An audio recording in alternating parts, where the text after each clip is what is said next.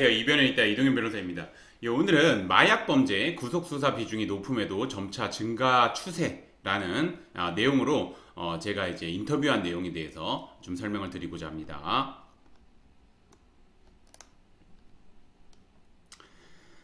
한번 보도록 하겠습니다. 최근 배우 유아인이 대마와 프로포폴, 코카인, 케타민 등 최소 7종류의 마약을 투약한 혐의로 검찰 조사를 받았습니다.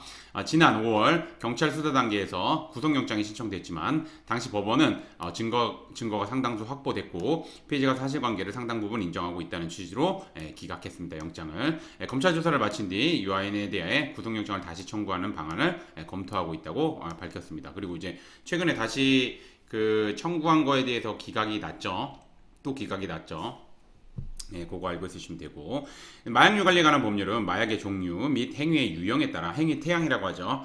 처벌 수위를 달리 정하고 있는데 단순 대마 흡연, 프로포폴 투약의 경우 5년 이하의 징역 또는 5천만 원 이하의 벌금에, 필로폰, 엑스터시, 케타민 이거 향정이라고 하죠. 향정 등을 투약한 경우에는 10년 이하의 징역 또는 1억 원 이하의 벌금에 처하도록 규정하고 있습니다. 마약류를 단순 투약하는 것에 그치지 않고 제조하거나 매매, 알선을 한 경우에는 무기 5년 이상의 징역에 처하는 등 처벌 수위가 높게 규정되어 있습니다. 그리고 금액에 따라서 이제 500만 원 이하의 경우에는 500만 원을 기준으로 해가지고 이제 500만 원 밑인 경우에는 이제 마약류 관리 관련 법률이, 그리고 500만 원 넘어가면은 이제 특가법이 적용되는 거.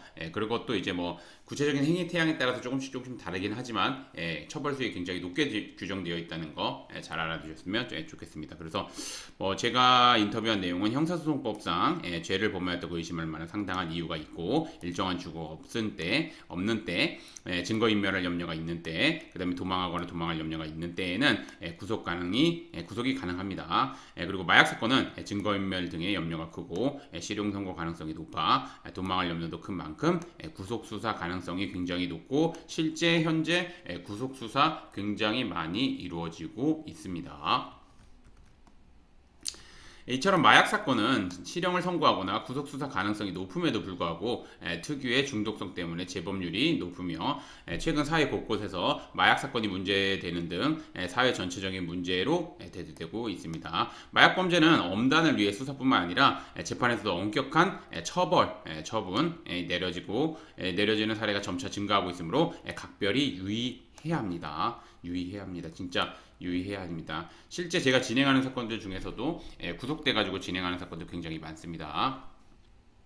마약 사건은 구속 가능성이 높을 뿐만 아니라 추징금 산정의 문제도 발생할 수 있어 혼자 대응하기에는 어려운 부분이 있습니다. 그래서 뭐 필로폰, 대마 등 마약 사건에 연루된 경우에는 변호사님의 도움을 받을 필요가 있고, 특히나 이제 제가 누누이 말씀드리지만 마약 사건 관련해 가지고 이제 변호사님의 도움을 받으시려고 하시면 로펌의 규모나 이런 것보다는 그 마약 사건을 실제 하시는 변호사님이 마약 사건을 많이 하시는 변호사님이신지, 그리고 그 마약 사건을 많이 진행해 보신 변호사님 진행해 본 사건 중에서 좋은 결과를 많이 도출해 내셨는지 그런 거 꼭 확인하셔야 됩니다. 그리고 상담을 직접 해보면 이 분이 마약 사건을 전문적으로 하시는 변호사님이신지 아닌지를 알 수 있습니다. 그래서 상담 꼭 해보시고 그 다음에 상담하시는 변호사님이 사건을 진행하시는지도 꼭 확인하셔야 됩니다.